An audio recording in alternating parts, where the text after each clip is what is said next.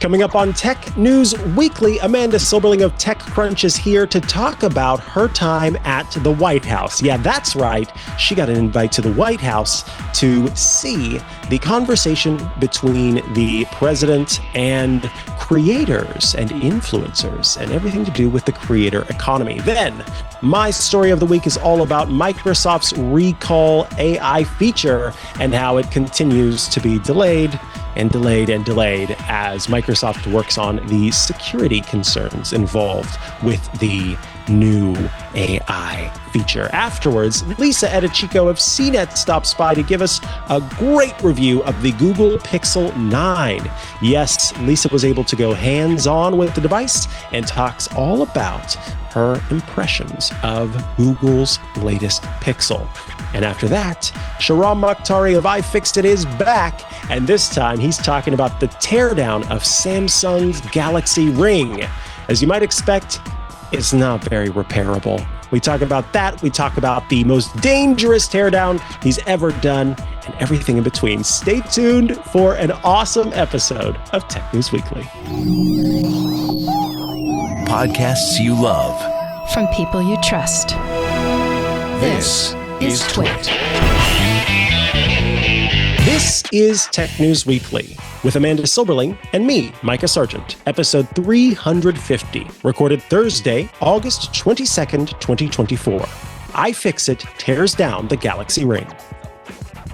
Hello and welcome to Tech News Weekly, the show where every week we talk to and about the people making and breaking that tech news. I am your host, Mikah Sargent, and I am joined across the internet today not by our typical co-host, but by another co-host who I'm so happy to have here. It's been a month of weirdness, I will tell you, because we've had all sorts of co-hosts in all sorts of places. And joining us today is TechCrunch's own Amanda Silberling. Welcome back to the show, Amanda.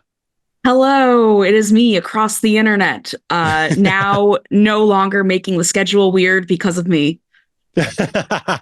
You and many others played a role this month, and it was fun because it was different. And I'm so glad that you are here today to be with us. It's awesome that you get to join us this month.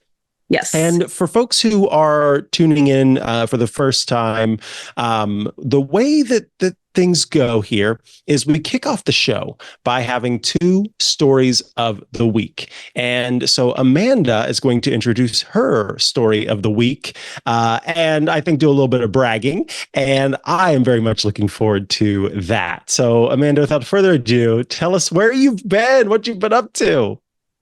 Yeah, so last week I went to DC to go to the White House, where there was the first ever White House Creator Economy Conference, which that's just kind of wild that the White House is having a conference for social media creators and influencers. And it was quite an interesting time. So I wrote an article about the experience of going to this conference, and President Biden made a surprise appearance, which I guess...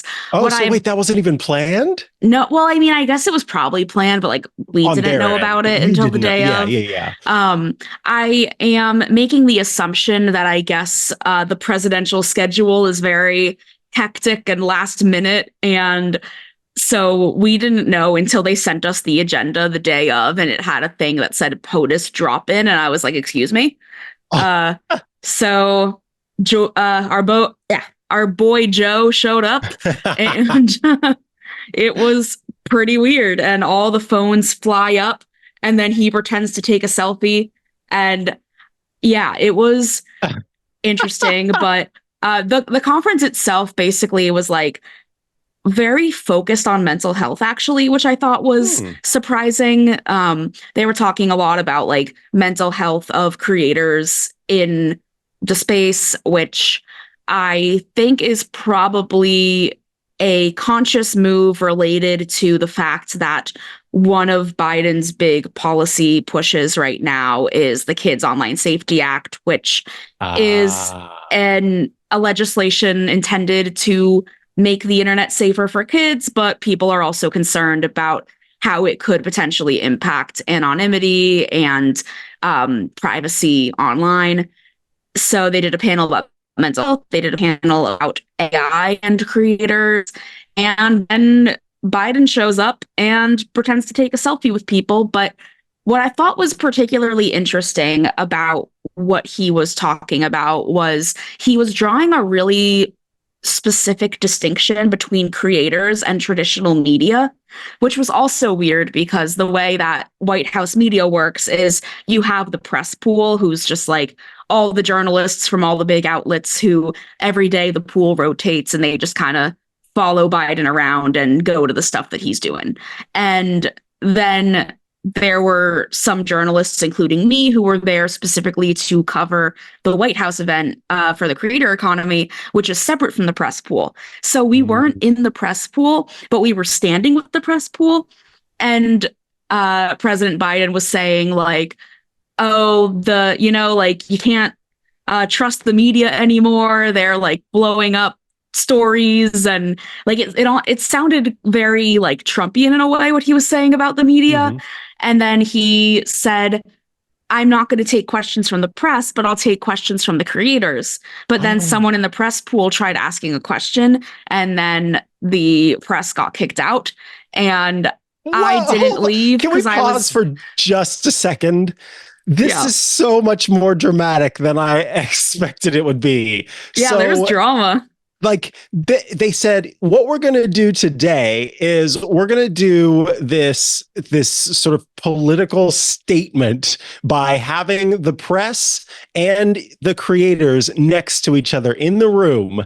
And then Biden, you are going to lambast the press.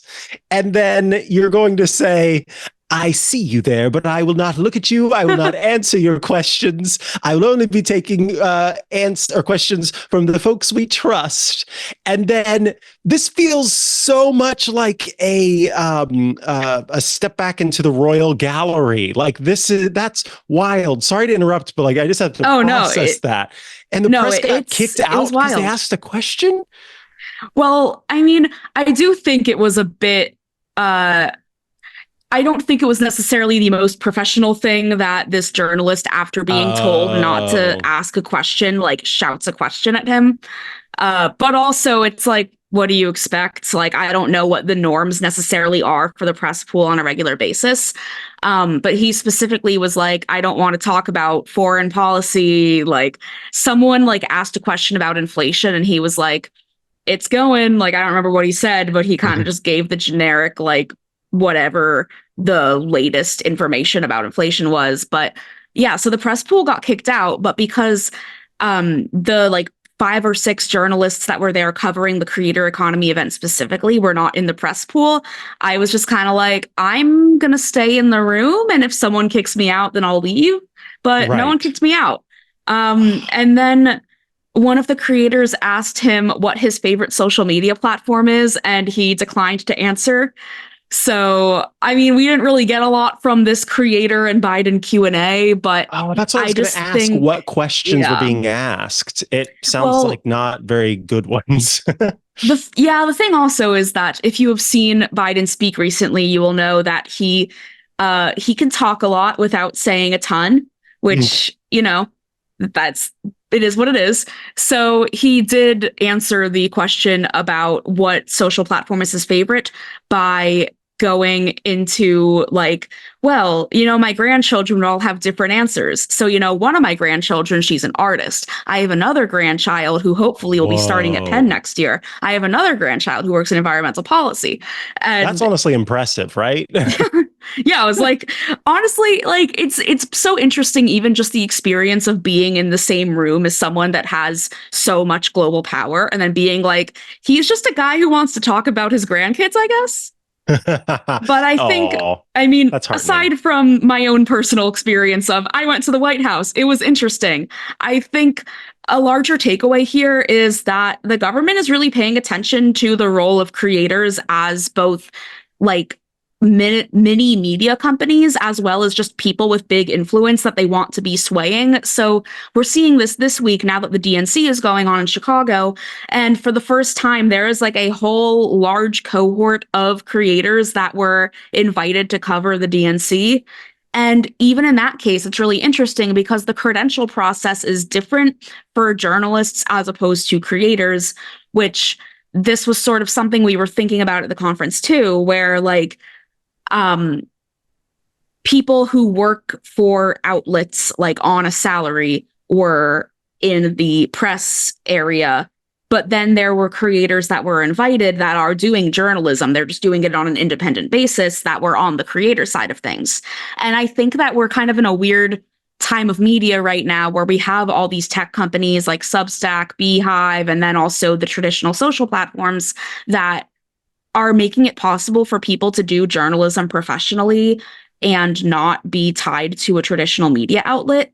But then societally, we're not seeing them necessarily as journalists. And that divide is very interesting to me, especially as it pertains to like political coverage. And simultaneously, on one hand, I think more people having the opportunity to be in media is good because traditionally the people that are able to get jobs in media are not always like the most diverse set of people. And I think the more voices out there, the better. On the other hand, like, are creators going to be fact checking as rigorously as journalists? I mean, depends on the people, but interesting trend happening here. And Biden loves his grandkids, I learned.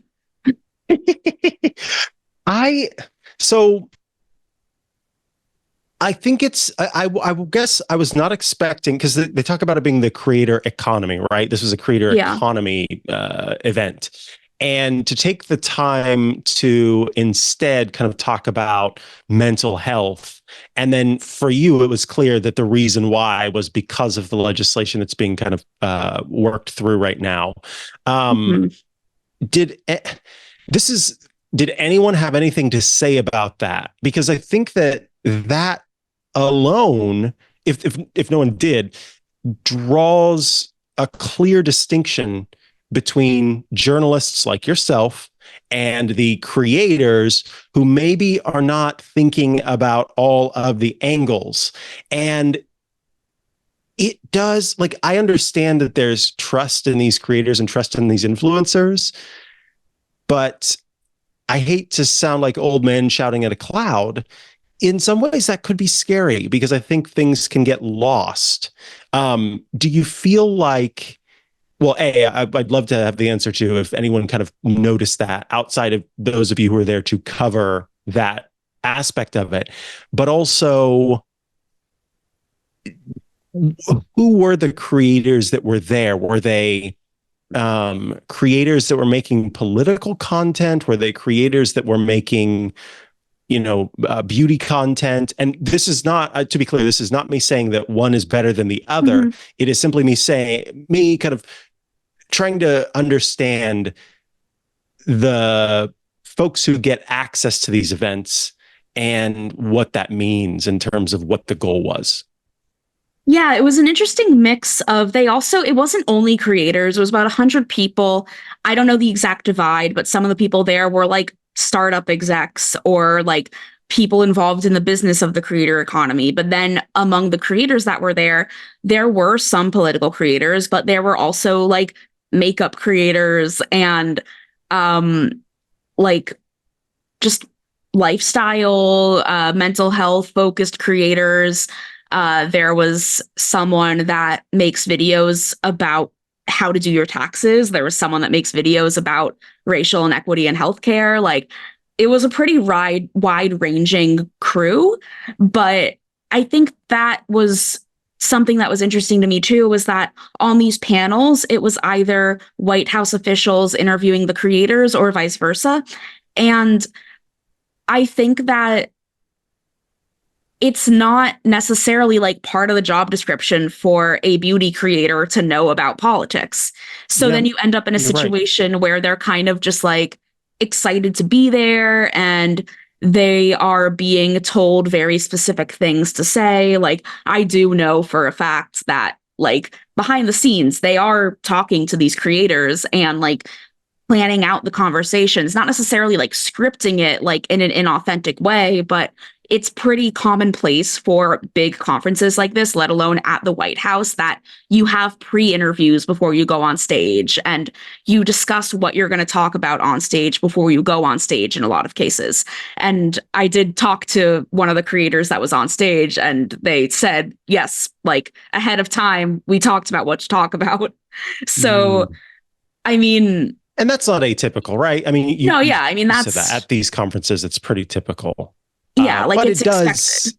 It's expected, but it does, I think, sometimes get lost that is the case. And so it's good to have that knowledge and that understanding. And I think especially with like, for journalists in particular, like we know that we are allowed to ask questions. The professional relationship is specifically arranged such that like we don't have a sort of like financial relationship necessarily, like, whereas I think sometimes with creators it is not the same. Like I'm sure some of these creators were like paid to be flied out. I mean, I honestly don't know in this case. I'm just like conjecturing, but I think they just don't know as much like what sorts of things you are and aren't allowed to do in an interview.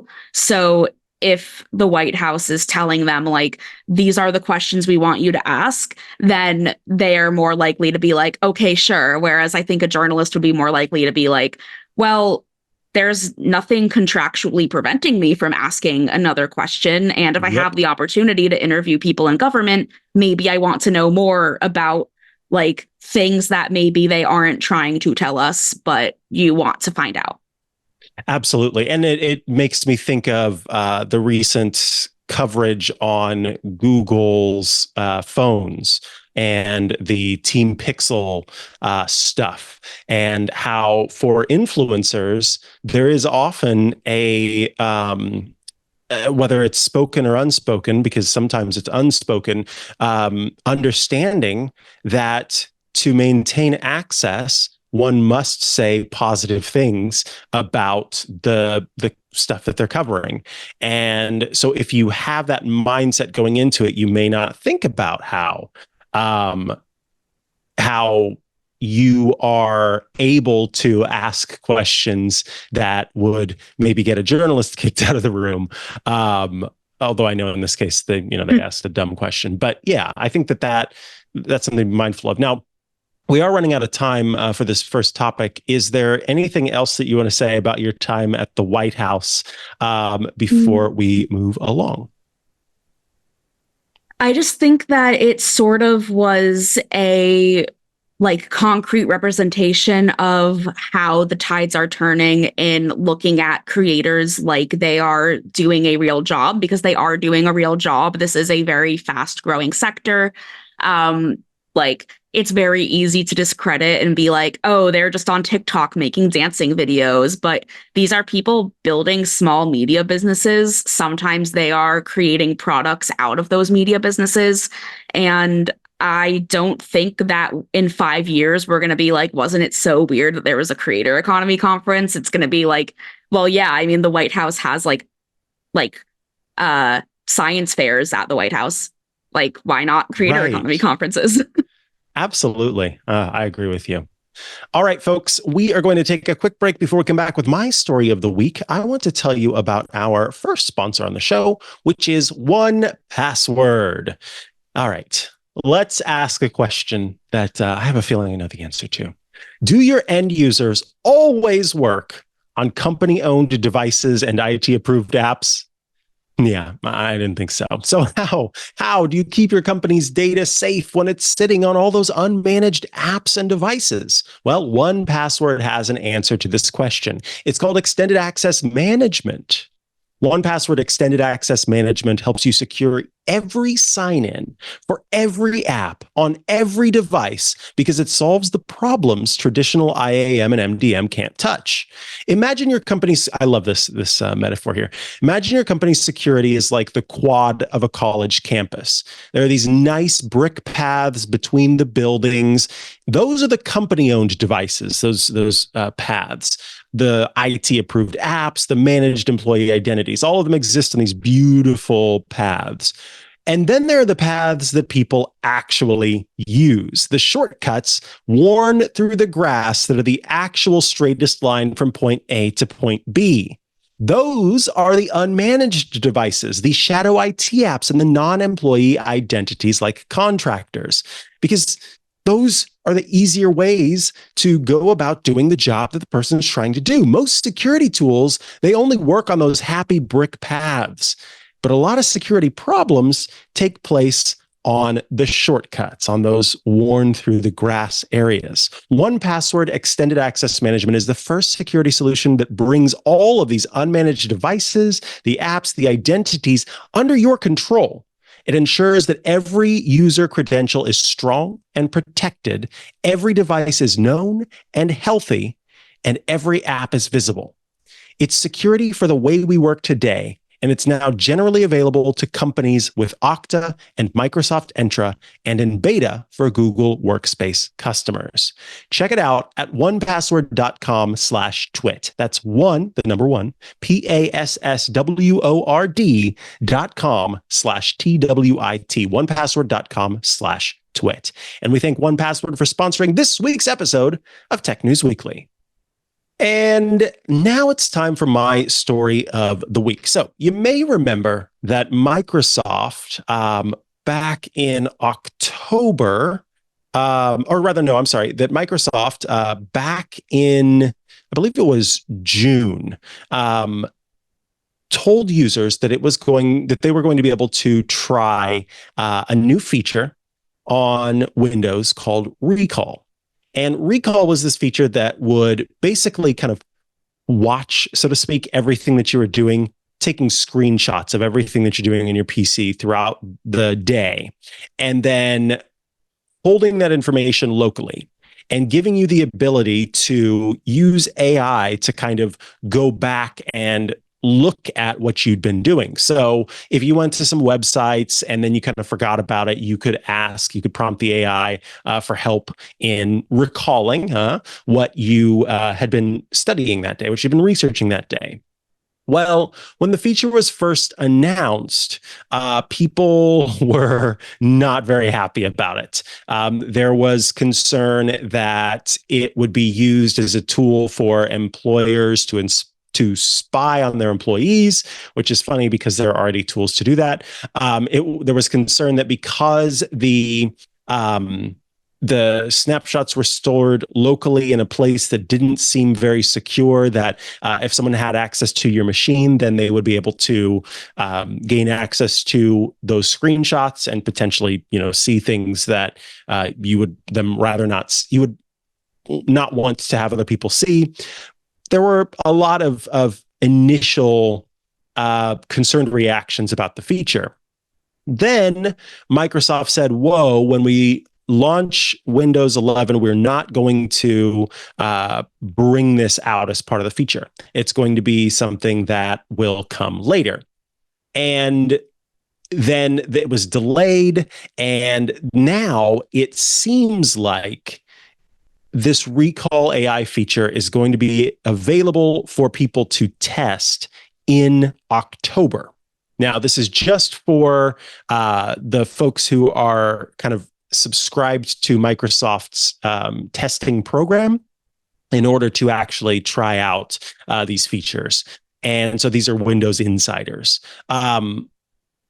Basically, the internal testing and internal adjustments to Microsoft Recall needed to take place in order to improve the security.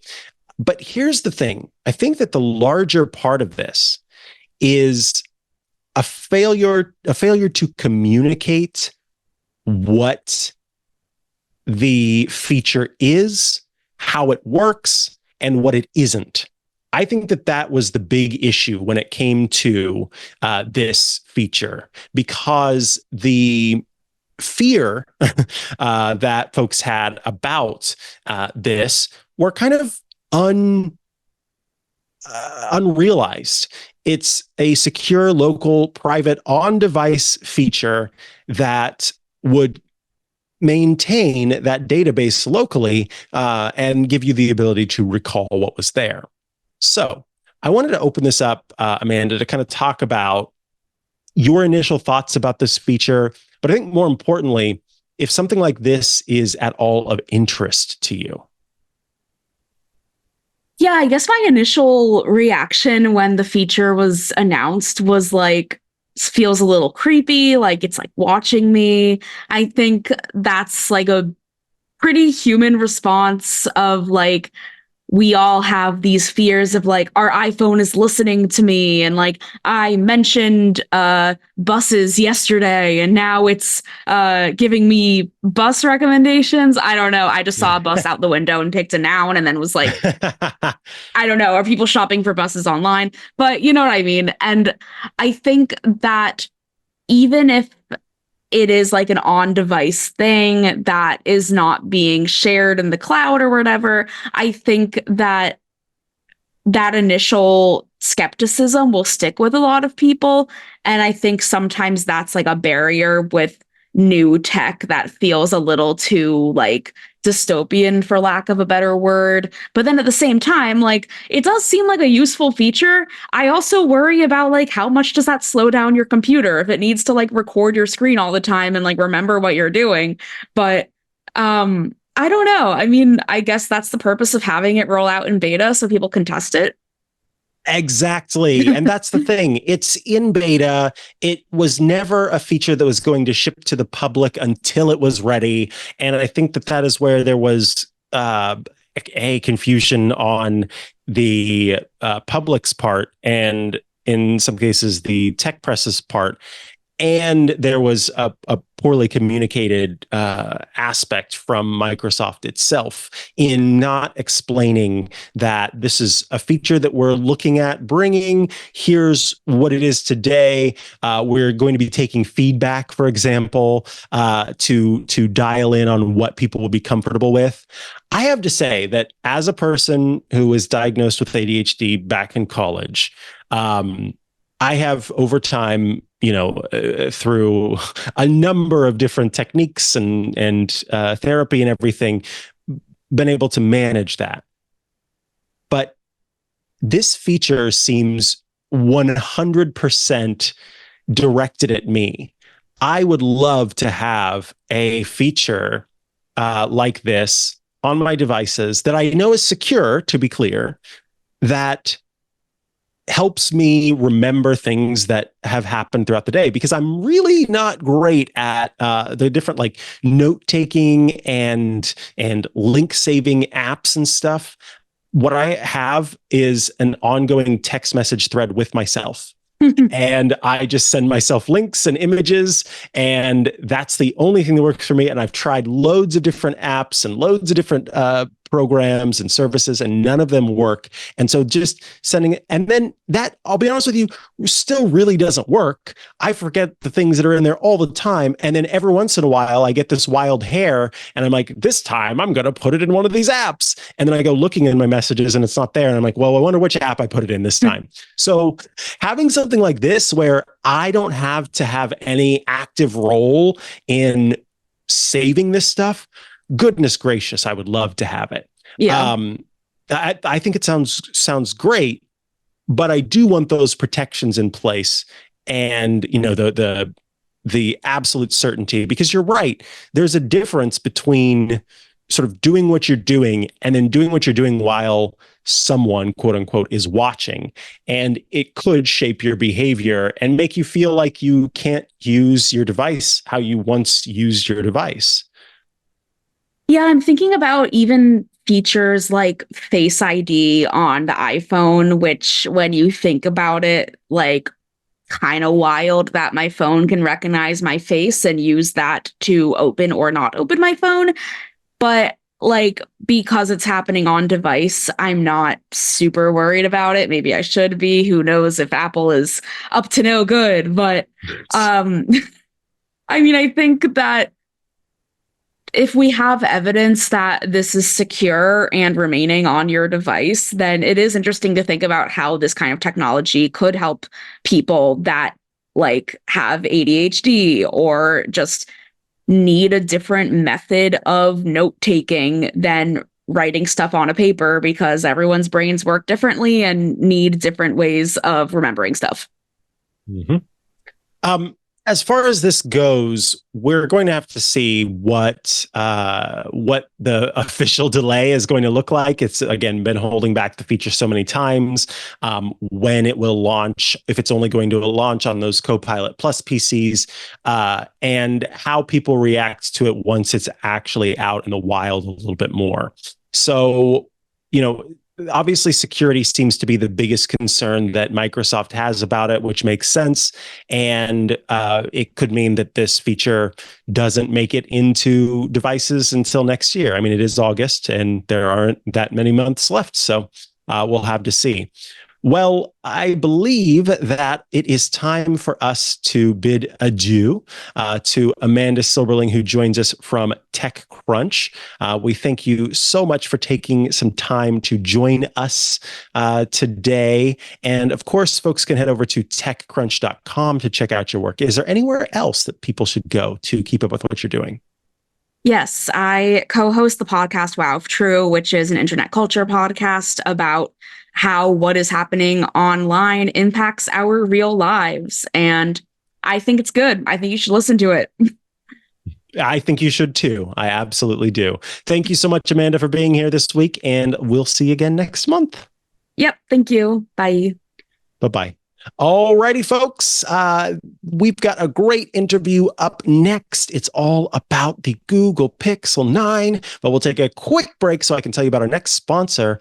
That is BetterHelp, who are bringing you this episode of Tech News Weekly. Another question for you, if you can believe it.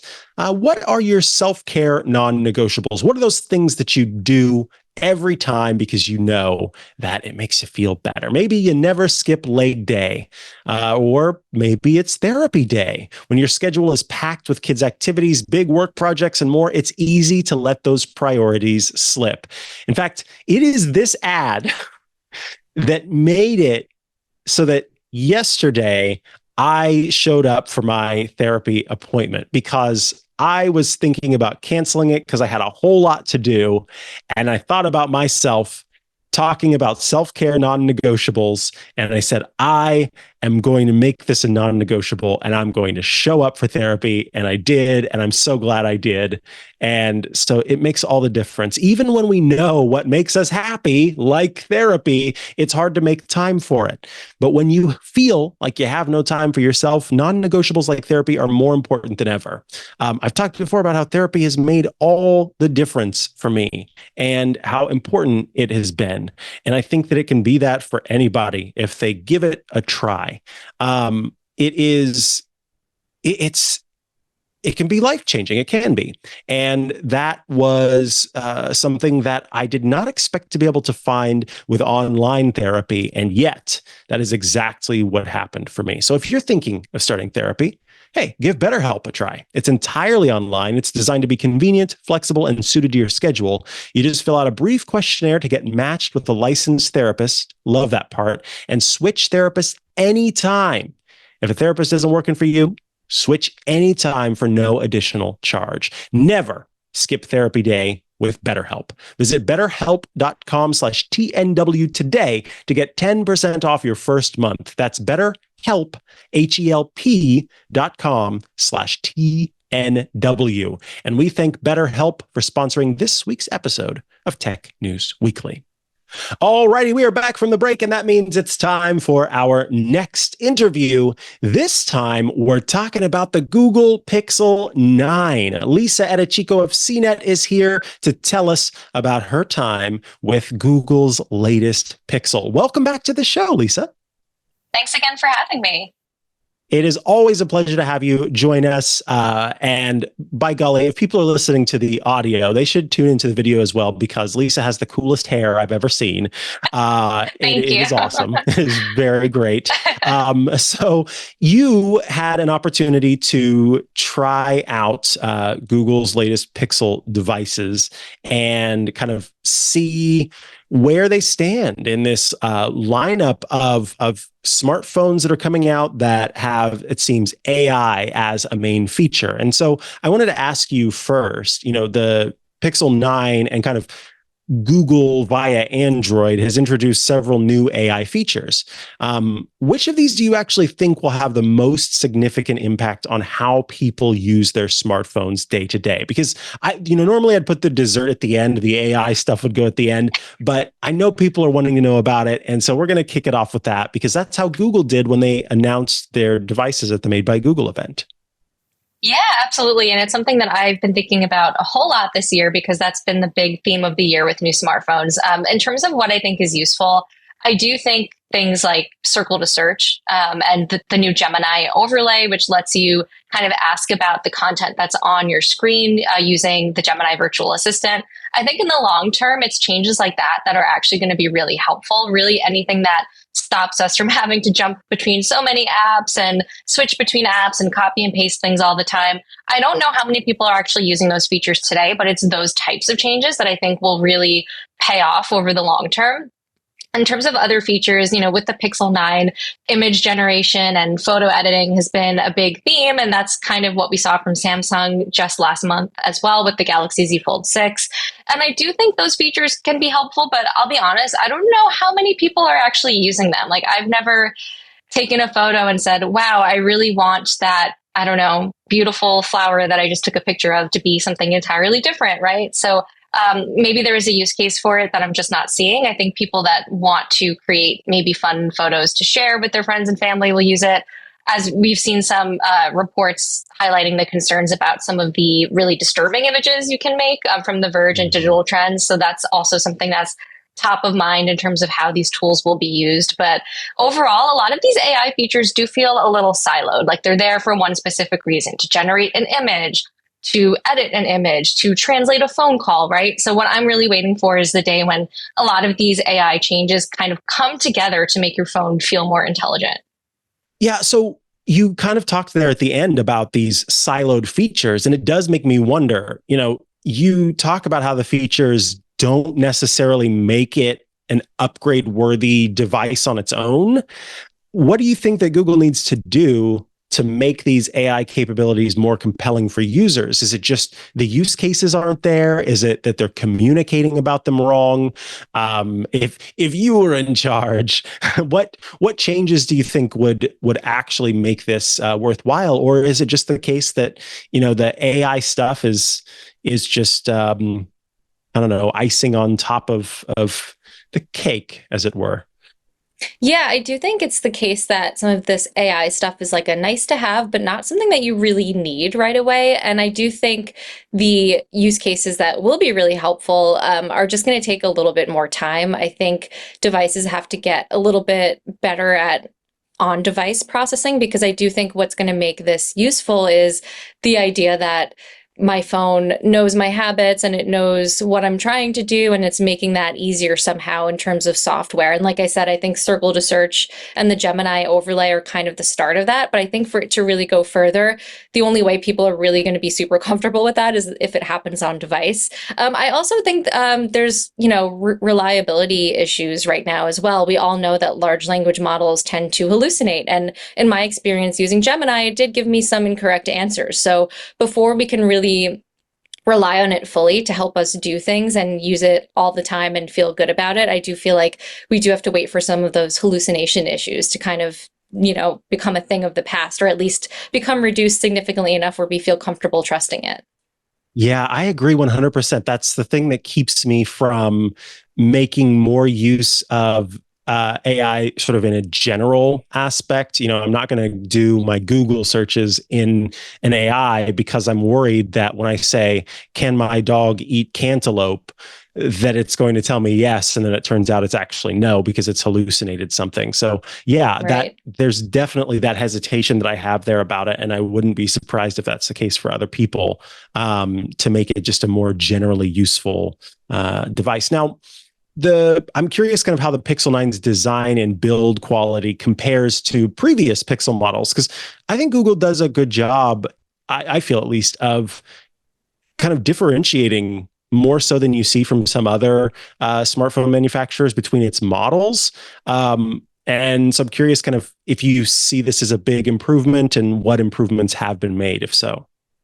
Yeah, absolutely. I do see this as a big improvement, and I really love the design of the Pixel 9. It's one of my favorite things about it. It's kind of just like subtle changes, like the camera bar doesn't stretch across the entire back of the phone. It kind of has this like floating island kind of look to it. And for those of you watching, I do actually have it right here so you can kind of see it. Oh, But it's so pink. yeah, it's really pink. Wow.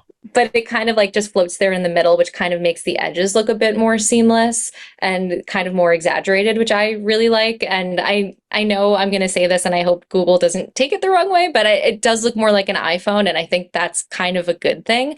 I know a lot of people probably just put cases on their phones and might not even care. But for those of you who don't, or just really want a phone that feels really well built, I think the Pixel 9 certainly delivers. And the Pixel 8 was a little bit different. The edges were not quite as flat, and like the camera bar stretched across the device. It was still a really nice looking phone, but I'm glad that Google found a way to make the Pixel 9 look even nicer.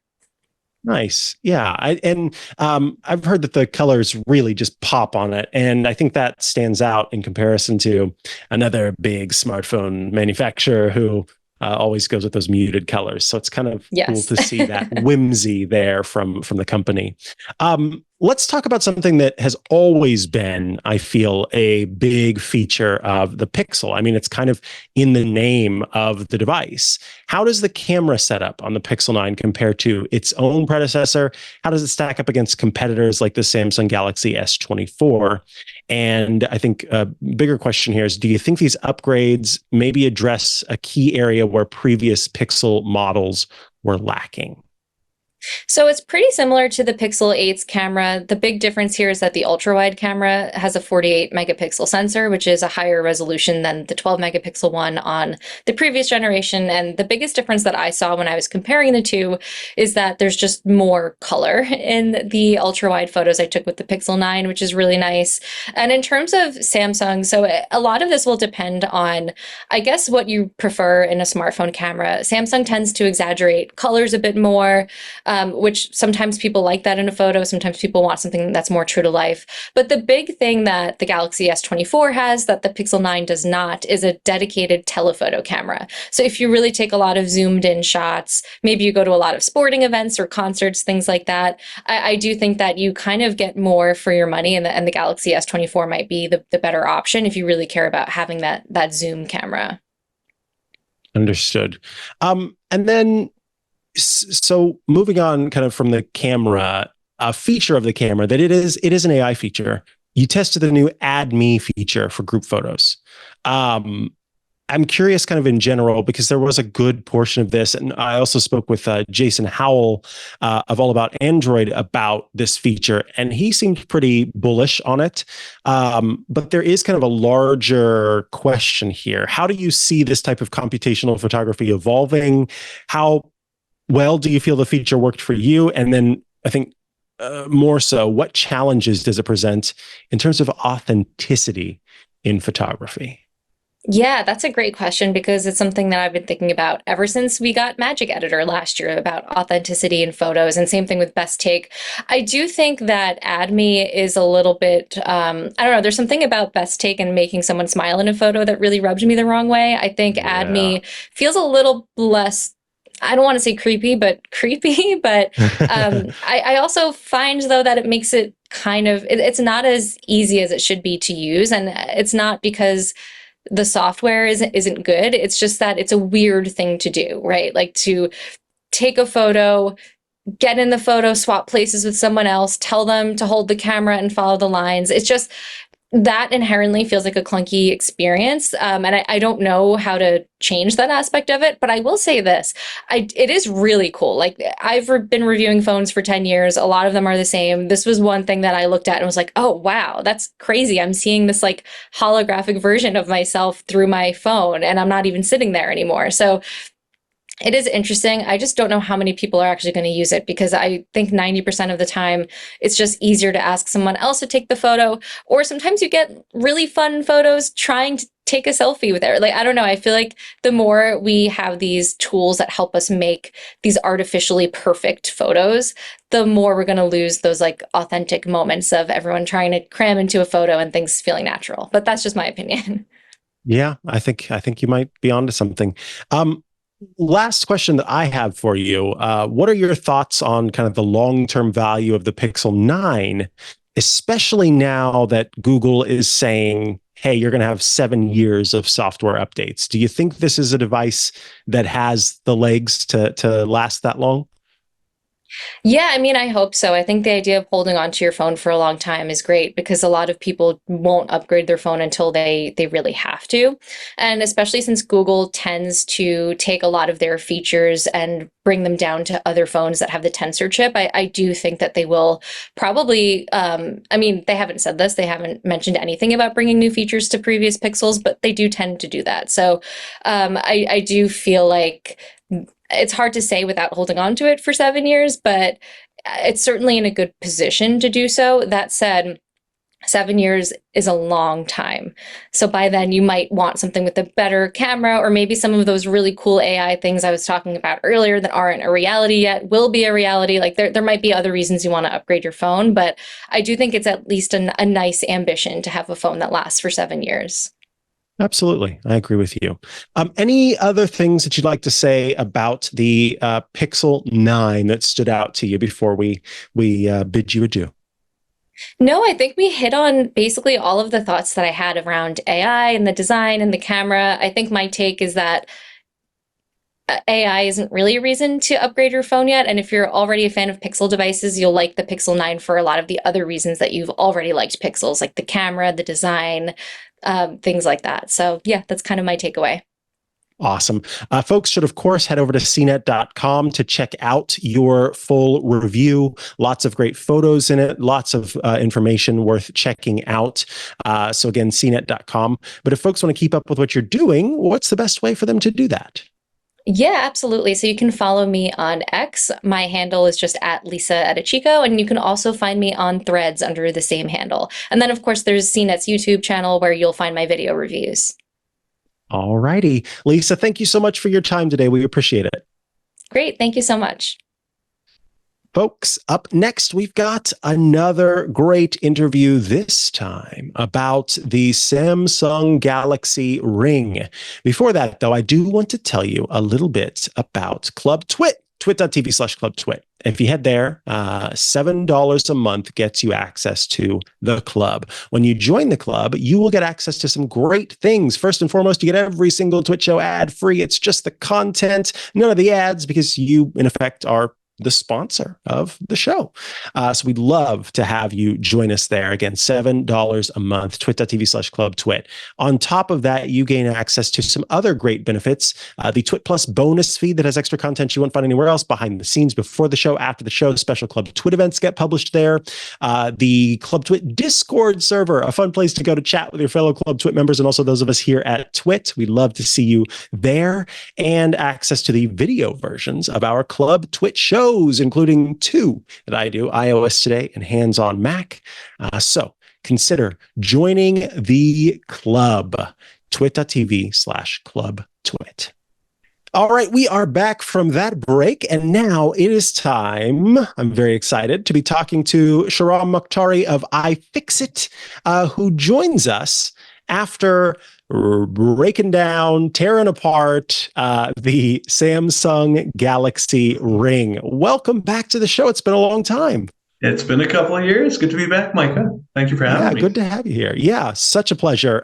So I think, I've got some questions planned, but first and foremost, I am just curious, when it comes to something that is more novel like this, there aren't a whole lot of other smart rings out there. How does iFixit go about preparing for a teardown like this? Is there precedent at all to draw on? What does that look like when it comes to figuring out, okay, we're going to tear this down? Or is it just like you get it in hand and you're going, all right, let's make it work? Sometimes it is like that. Like To some extent, the Apple Vision Pro is a good example because we hadn't had a device from Apple that was a VR headset, and it turned out that the entry into the device was pretty novel. So we drew on our past experience as much as we could on other VR headsets, but when it arrived, we kind of had to go for it. The Galaxy Ring, was somewhat like that. One of my colleagues had torn down the Oura Ring Gen3, I believe it was. So there is some institutional experience there that we draw on, but a lot of it, especially with new devices, you don't know what they've changed. You don't know what's going to be new. Sometimes the opening procedures are different. In fact, we're tearing down the Pixel 9 today, and we've already run into a couple of surprises. You just kind of go with it. You go with the flow. Generally speaking, eventually there's going to be a way in, and it can be pretty similar across devices. It might not be the same as the Pixel 8, but you might find there's some similarities with the iPhone 14, and that can be fun to discover. All right. So let's talk about it then. What are the main findings from the teardown of Samsung's Galaxy Ring? And then how do they compare to, the few similar devices that are out there like the Oura Ring?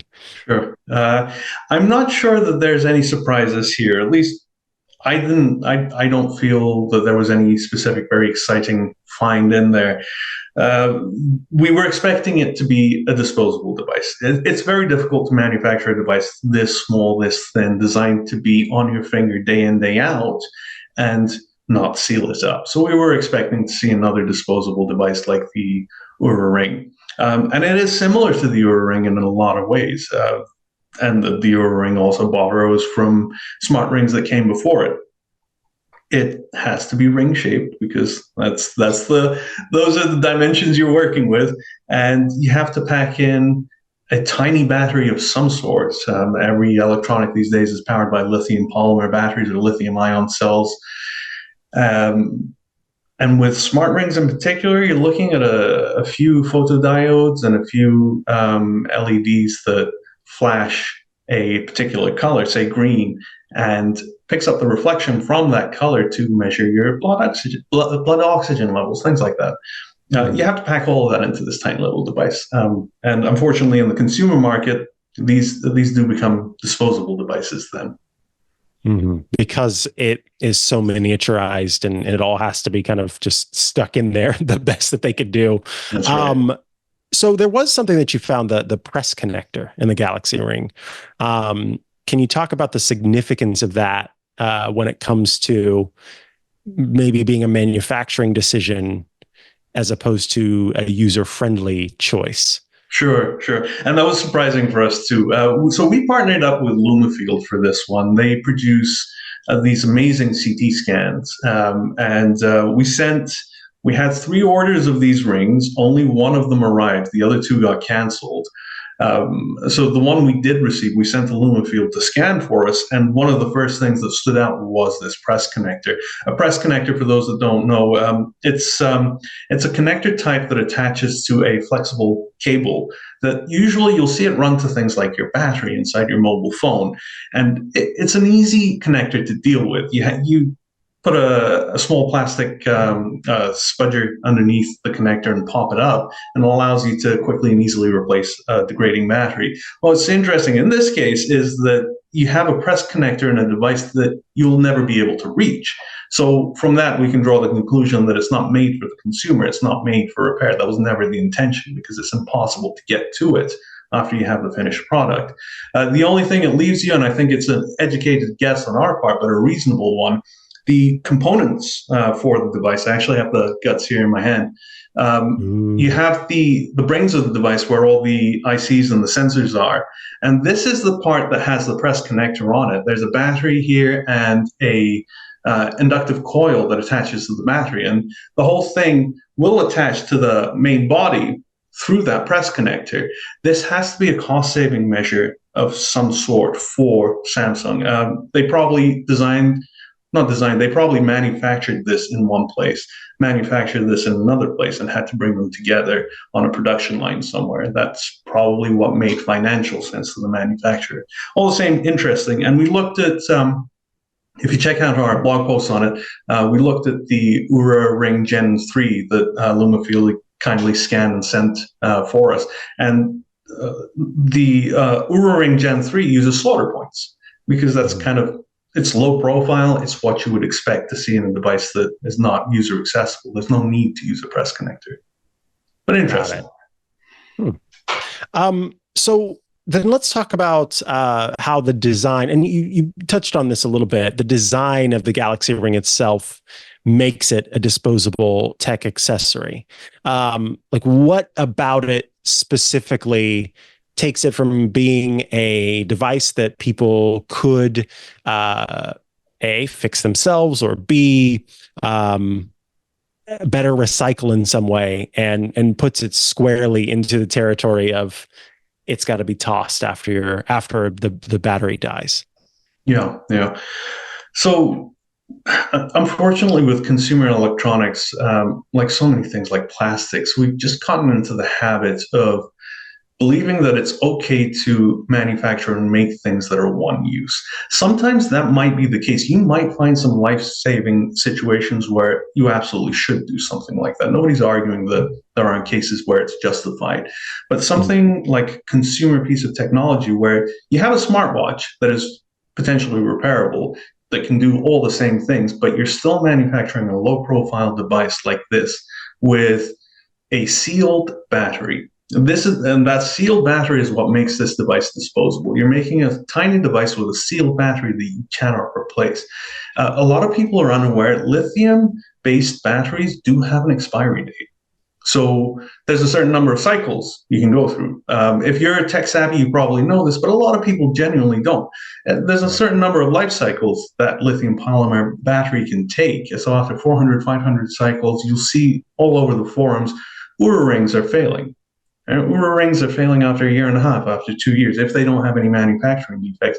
And what do you do with a device that has epoxy and plastic all the way on the inside, sealing that battery in? You can't remove that epoxy without destroying the device. It messes up the sensors, it messes up the board. It's just impossible. So all you can do is throw the device away. But we're knowingly manufacturing these, right? And as consumers, we're knowingly buying these. People need to realize the lifespan of this thing is a year and a half to 2 years. If you get any more, great, fantastic. If you could get 7 years, I would have less of an argument to say, well, at 7 years, you still have to do something with it. But at least it's extending the lifetime of that piece of electronics and not contributing so much to our e-waste problem that we have right now globally. Yeah. It's tough because they do a good job of showing these flashy things that everybody needs and that you think you need, and it's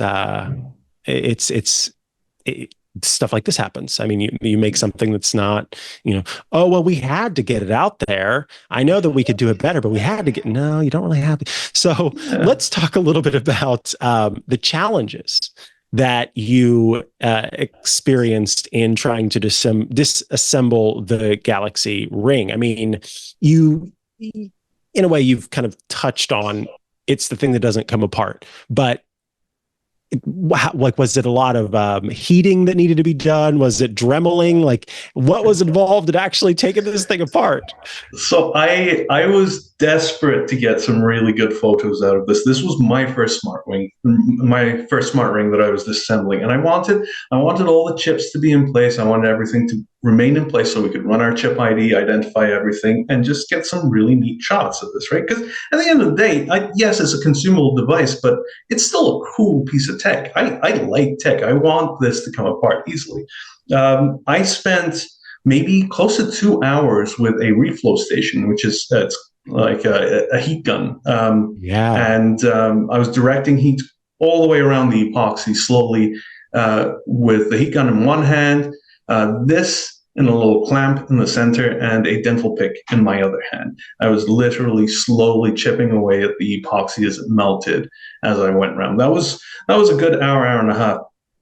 Within the first couple of minutes applying heat, the battery pack actually burst. It let out I could smell. It's a tiny battery pack, so it was never going to be much of an issue. And in fact, the battery on this thing was dead when it arrived to us. This ring was non-functional when we received it on day one. manufacturing defect of some kind on the battery pack, which goes to show why you should have repairable devices. What happens when your battery dies? Well, ours died on day one, apparently. But that pack exploded. It let out some noxious fumes through the epoxy that it opened up. But that also gave me an entryway into removing the rest of the epoxy. Fiddly work, very tedious. Had to be done with a lot of patience to get to the point where I could actually have functional press connectors to actually demo in our photos. Wow. Oh my goodness. Yeah, that's kind of scary. I guess now this is a little off topic, but I'm curious to ask, what's the most dangerous experience, if you can think of it, that you've had as an iFixit teardown, expert? Can you think back to something that was like, whoa? That's a super easy one. A colleague of mine, myself and a colleague, we took this massive battery pack. This thing, I don't know where it came from. It was designed to be in to operate something very large for extended periods of time. And we intentionally punctured that battery. We have a video on our YouTube channel. My colleague Arthur, she ran up to it in a full spacesuit, fire retardant gear, and used a nail gun to punch a bunch of holes into that battery pack. And this thing ignites. It shows the danger. It was an overcharged battery pack. So, for context, it was overcharged already. It was at maximum. It was at 110% capacity, if you like, full of energy. And when you release that energy, it comes out quite violently and quite spectacularly. I'm a bit of a pyromaniac, so it was quite fun, dangerous but fun. Yeah, from a distance. Yeah, from a distance. So this is my kind of final question for you, because you folks do a fantastic job of making repair manuals available online.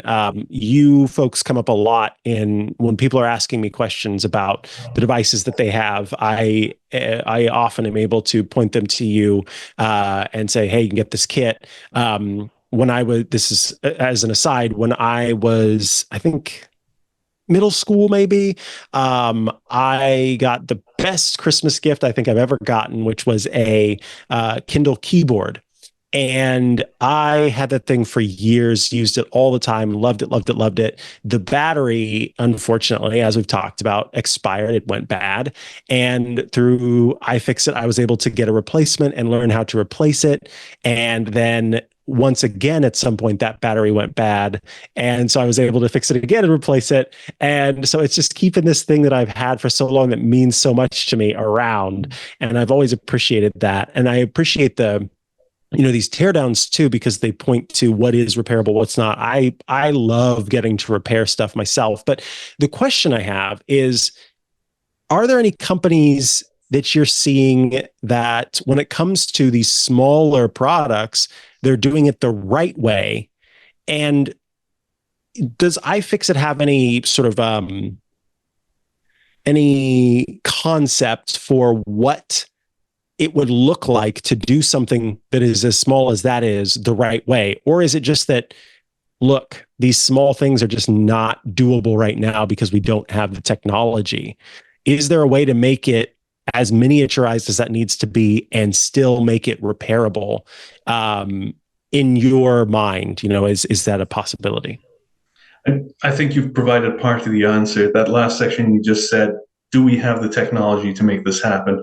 I would argue for something like this, no, we do not have the technology to make it happen in a sustainable manner, and we need to put sustainability front and center in everything we do.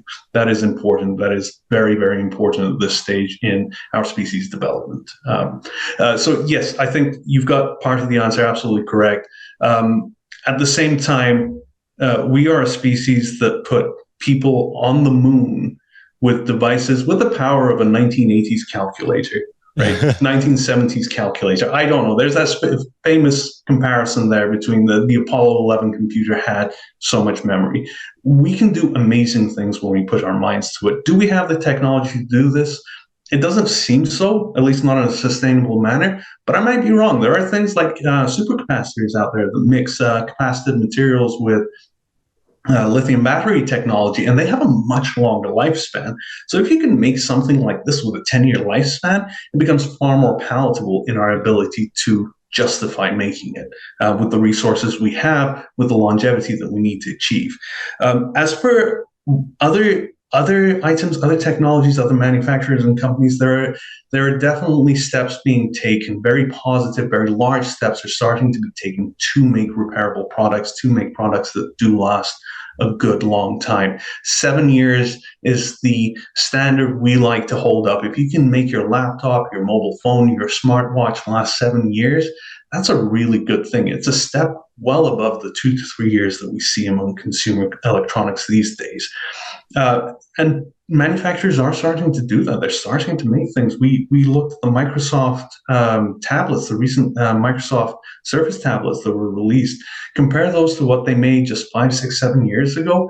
It's leaps and bounds different. You've gone from a tablet that you had to destroy the keyboard on the Surface laptop to get the battery. And today you've got things like plastic brackets with screws that neatly allow you to remove everything, and the battery becomes the first thing that is accessible. It's an amazing change, and it shows the kind of advocacy that iFixit is doing, other people out there, environmental groups are doing. They're bringing e-waste to the attention of manufacturers and saying, hey, I know you don't think about these things when you're designing, but you can do it. It can be part of your design process. It doesn't have to be a long-term cost.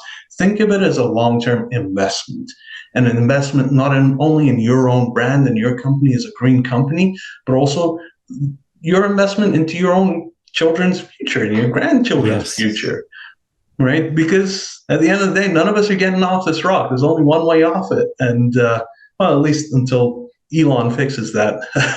We'll see about that. It's not my lifetime.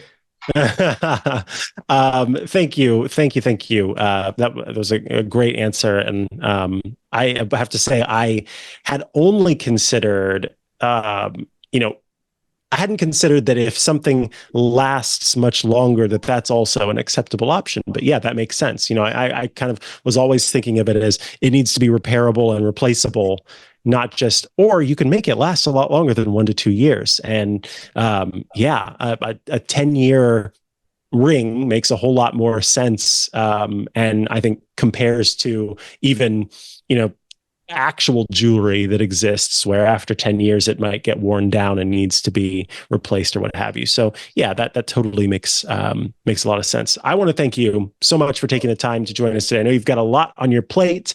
Of course, folks can head to iFixit.com to check out the work that you're doing. Is there anywhere else they should go? Maybe how they can find the YouTube and how they can keep up to date with what you're doing?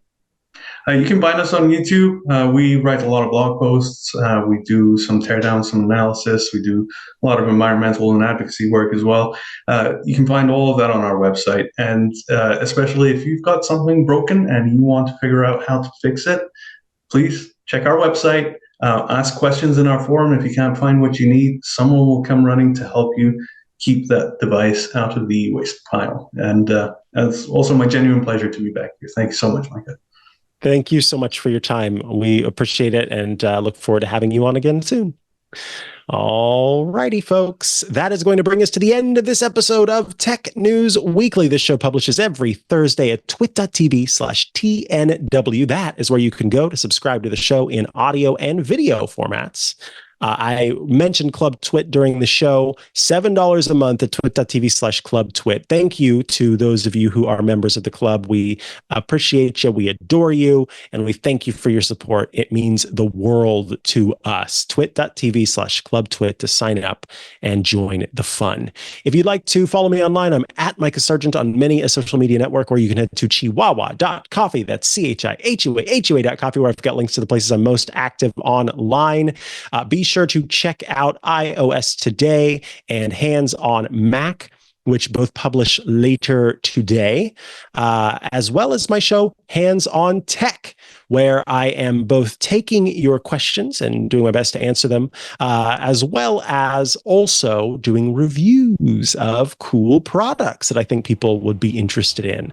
So you can check all of that out as well at twit.tv/HOT. Thank you so much, and I'll catch you again next Thursday. Bye-bye.